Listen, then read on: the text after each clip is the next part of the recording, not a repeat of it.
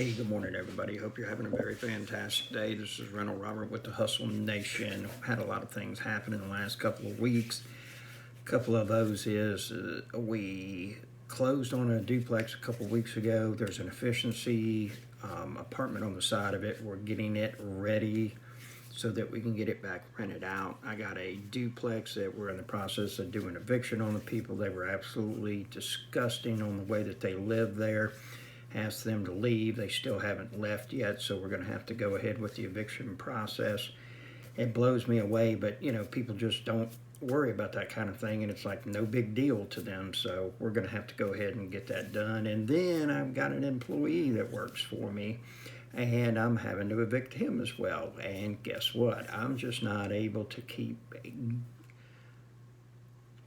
doing a paycheck with a person that owes me money, and especially with them living in my property rent-free and not doing anything. And the thing is that they're making no attempt to come up with any type of solution or anything of that nature. And I really think that, unfortunately, this person is the type that has to destroy everything and then rebuild so that they're happy again. And for the point he's at in life as far as age goes, and being able to move everything that he has in a pickup truck in one trip, that says a lot. And the other part of it is that when somebody offers no kind of solution to try to make something work, then they're really not interested in doing that they've got an ulterior motive or something else in the back of their mind, and it all goes back to that. People do things because of emotion, okay? We're either trying to avoid pain or we're seeking pleasure. And basically every decision that we make comes down to just those two reasons right there. When you cut away everything, the circumstance, and you're honest about the situation, then it really comes down to those two things right there. And so, but on today's show, we're going to talk about how to buy stocks without using a broker. So stay tuned. Okay, here we are. How to buy stocks in a drip program. Okay. Let's see, we're going to go over here and okay. Now, this right here is how to buy a drip stock. Now, a drip stock is direct reinvestment program, okay? And that's where you get set up through the company themselves to buy stock.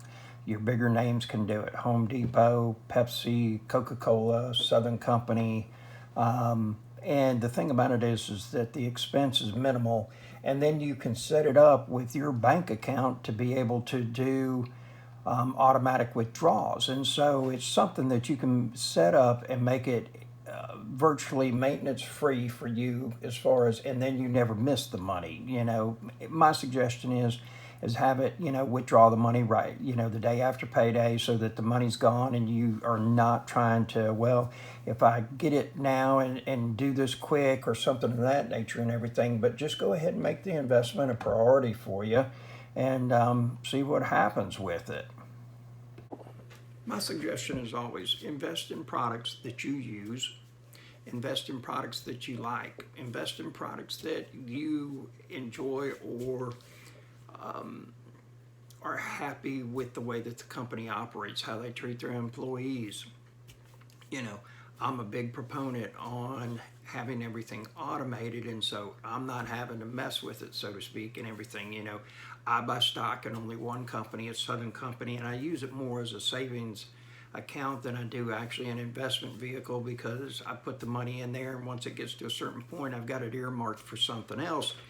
And so it draws about 6.5–7% per year, and so that's much better than any savings account that I could find with a bank or anything of that nature. And the money's pretty liquid in the sense that I can have it in my hand within about a week, okay? And I do have cash reserves that I can put my hands on within 30 minutes, okay? So, that's absolutely critical in my opinion. And you would not believe how many people I run into that, just don't have any money. I heard one girl, lady the other day telling me about that she's in a real bind because she's been out of work for 3 weeks because of COVID. And I'm thinking, 3 weeks? And she was like, yeah, I'm trying to get my rent money up and everything. And I'm thinking to myself, you got a Harley Davidson, you got a car. How is it that 3 weeks is just totally stressing you out? People are like that. There is nothing finer than going to sleep and knowing that there's not like this impending imaginary hatchet fixing to come down and chop your head off at any time. It was just it's like this guy that I'm having to evict. He chose to spend his money on something else other than paying the rent and everything like that. And, it is what it is. And so that's my suggestion to you as far as buying stock without having to go through a broker. It's an easy process. I'd suggest just Googling it and saying how to buy stock without a broker. Go on the internet, do some research some companies that you like. I'm in Home Depot at very minimum at least 7 to 10 times a week, if not more. I've made 4 trips in one day to Home Depot. I'm on a first name basis with virtually everybody that works there. So that's the story of my life. So do me a favor, leave some comments if you want to hear me or whatever my opinion is on a particular topic. I'll do that. If you need to reach out to me, I'll include my email. I've got 3 spots left for mentorship that's coming up. If you're interested, get with me. Have yourself a very wonderful day. Be productive, be profitable, and figure out who's got your money.